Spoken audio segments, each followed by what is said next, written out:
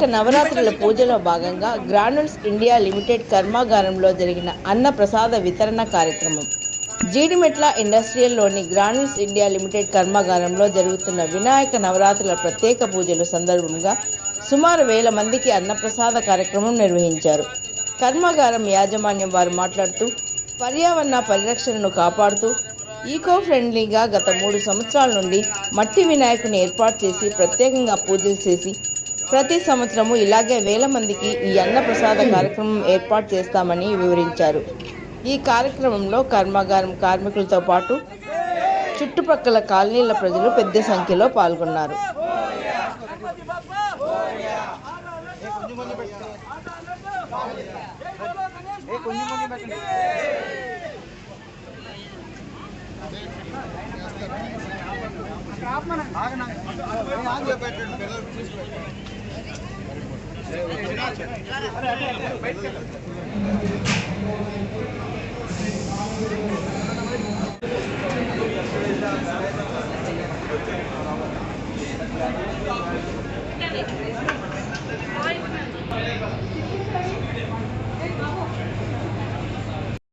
భక్తులందరికీ ఆ గణపతి బప్ప ఆశీస్సులందరికీ అందాలని కోరుకుంటున్నాను. ఈ సంవత్సరం ఇది 13వ సంవత్సరం.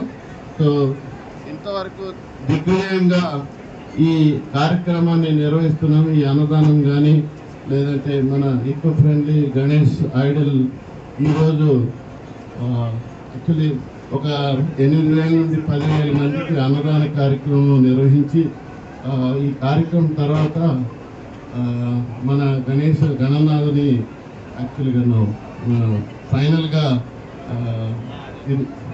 నిమజ్జన కార్యక్రమం నిర్వహించబడుతుంది ఘనంగాను.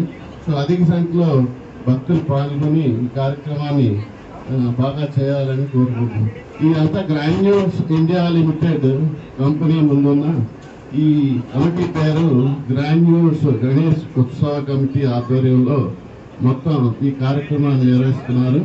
కాబట్టి అందరికీ ఆ గణనాథుని ఆశీస్సులు కలగాలని కోరుకుంటూ జై గణపతి బప్ప, జై గణేశ.